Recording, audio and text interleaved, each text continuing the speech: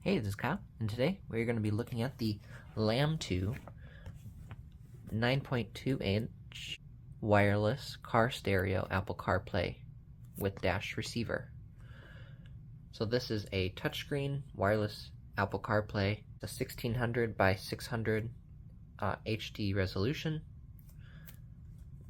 and has a built-in dash cam as well as GPS for your navigation, and should have dual Bluetooth audio, one Bluetooth in to the device to display things on the screen, and one Bluetooth out to the Bluetooth in your car.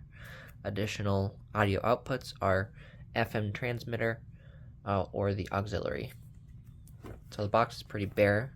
It's just gray, saying smart screen, voice controls. So let's go ahead, peel off the plastic and take a look.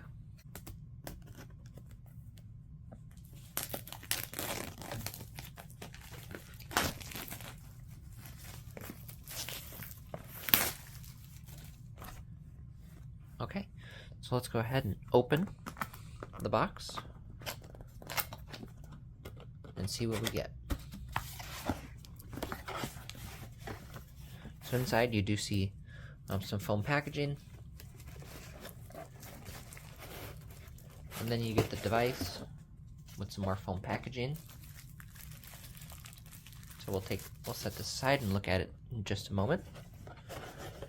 Some cardboard and some accessories. So you have a plastic trim removal tool. You have a little screwdriver. You have some adhesive, an auxiliary cord, and it looks like a 3M dash mounting plate, as well as some clips.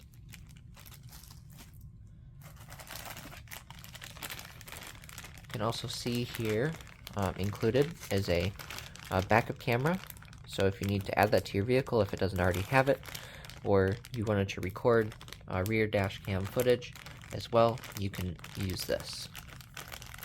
I won't be installing this for now, as my car does already have rear backup camera, but it's nice to have anyways. You can see here we also have a suction cup mount. So for the windshield or the dashboard, it looks like it does have a clear suction cup mount on black, and you can see it has a user manual. So it's impressive. A lot of things these days don't have a user manual, so that's helpful for some folks. And it also includes your USB-C power cable. It looks to be fairly long. It also has USB out on it as well. So that is everything that we have in the box.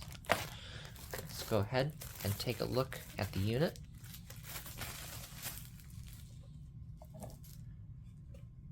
It has some pairing instructions, and on the bottom it has that mounting plate for the dashboard already installed. And if you look at the rear of the device, you see the camera right there for the dash cam with a piece of plastic on it. I'll go ahead and just peel that off. You see a power button at the top. On the side here is your USB Type-C, your auxiliary out, a micro SD card for the dash cam footage, and the audio video in, which would be your rear dash cam. So this would be connected into this port if you are installing that. So as we're looking around the device, let's actually go ahead. You see 4 screws here for this mount. Let's actually swap it out for the other mount. So all you need to do is grab a bit. It's a very small little screwdriver bit. And let's go ahead, take the screws off.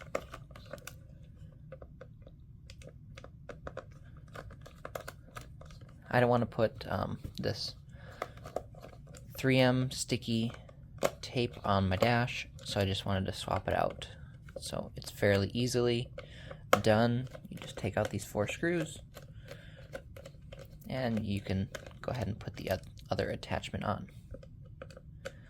So be careful with the 4 screws. You don't want to lose any of them while you're swapping out this piece.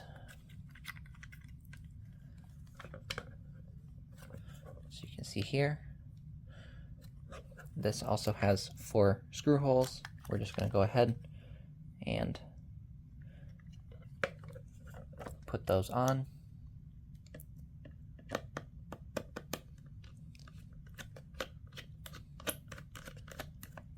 In a rotating pattern.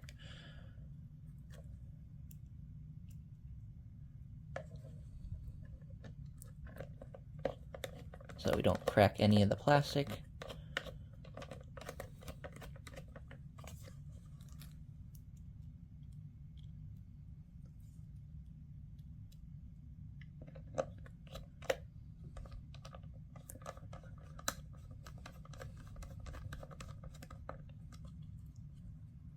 And the last one, and then we'll go install it in the car.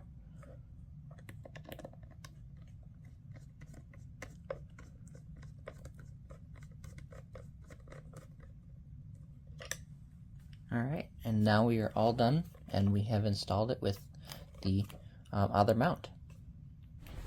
Alright, so now that we're in the vehicle, we're going to go ahead and get the power set up. You can see we do have a fairly long cable here. Let's go ahead and take that out. And we'll undo the zip tie.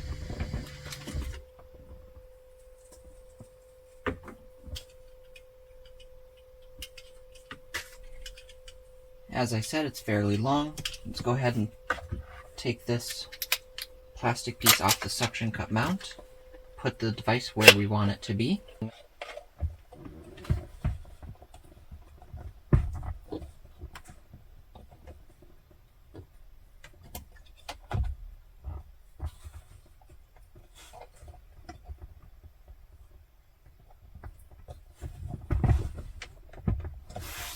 Okay, and now you can see it is installed. We'll go ahead and lock the plastic. We'll take the screen protector off.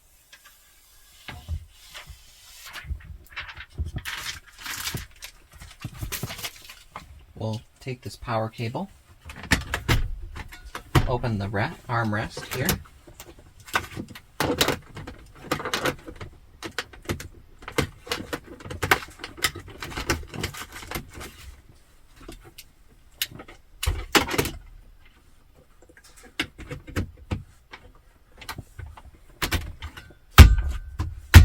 Go ahead and close that.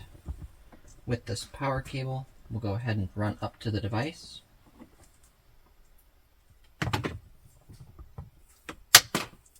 Remember, it goes in the right side on the top.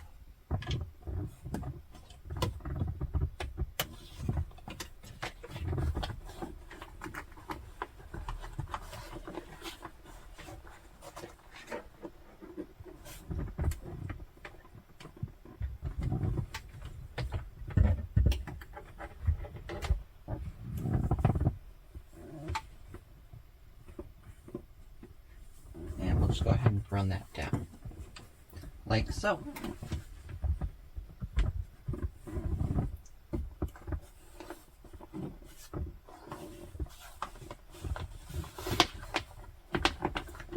Alright, now let's go ahead and give power to the vehicle, which should provide power to this screen.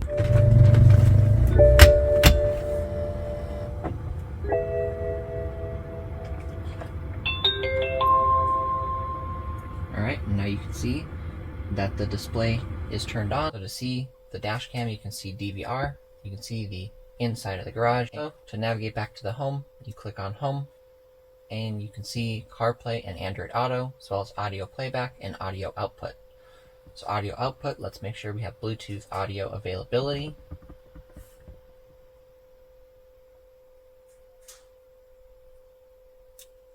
And the Bluetooth audio is connected to the car. already. So now, just on the phone, we're going to go ahead and go to Bluetooth. And you can see it's already connected to BMW, so it's connected to the car. And you can see that it has this new device, which is paired here as well. Will allow contacts to sync.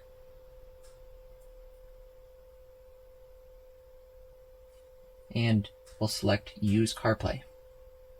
So you can see it's connected to the car as well as the screen. And you can see that we now have full CarPlay. Now that we've played around with this unit for a few days, you can see it's now Monday. Let's go ahead and go over what we've found. So for some settings that I would recommend you change, I would go to Settings, and I would change your record resolution to that 2.5K, which is 1440p. It defaults to 1080p originally. You can also change the recording time between your videos, so you can save them in 1 minute chunks, 3 minute chunks, or 5 minute chunks on that SD card that was provided. You can also turn on and off the microphone. You can do split screen mode so that you can see your dash cam image on one side and Apple CarPlay on the other.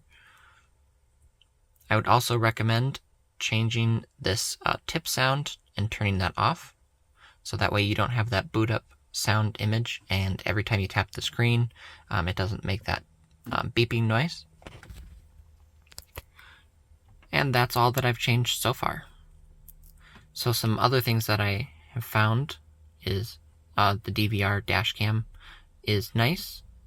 So to navigate back to home, you just tap on it and press home. To take the picture, you would go ahead and tap the photo icon. To connect to your phone to view the clips, you'd press that button, and you can see we do have audio muted or audio enabled. You can also view the video right there. If you want to lock a clip, you can go ahead and lock that clip right there. So video playback is just so you can play videos.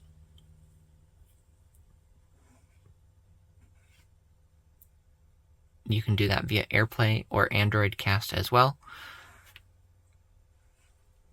But I do recommend putting your audio output on Bluetooth audio so that your car's original Bluetooth system can connect to your phone as well as this display for CarPlay, just so you don't have that audio latency from sending it to this screen and then back to your car's original audio. And at the home screen, we'll just navigate to CarPlay. So you can see on the CarPlay screen, it's nice and bright. You can see it absolutely while you're driving. Even here in Arizona where the sun is intense, you can see everything nice and clear on this display. You can see your navigation from Apple Maps or your Google Maps application. It's up to you which one you would like to use, as well as other applications like Spotify. You can get WhatsApp, you can get messages. I haven't really played too much around other than just using the navigation through there, changing music with Spotify or music, and talking on the phone. So if you do go ahead and tap that phone icon, it'll bring you to your favorites page where you can go ahead and dial your contacts. So some other Apple CarPlay settings. You can set driving focus, so once it connects to this screen, it can go ahead and put a message up in your iMessage application for people that have iPhones. They can see that you are driving. You can change messages to read your message notifications aloud, which I have set off. You can change between light mode and dark mode or automatic, and I always like seeing the dark mode. It's the clearest to me. You can change your wallpaper. You can use Siri and suggestions, so she can speak to you, and you can see your album art. So there's really not too much to play around with here, but I have found this to be quite useful. And then to navigate back to the home screen on the device, you would go ahead and go to Smart Screen, and that's where you can see your DVR. You can also connect it to Android Auto, which also functions pretty well. And I think this device is nice for the price.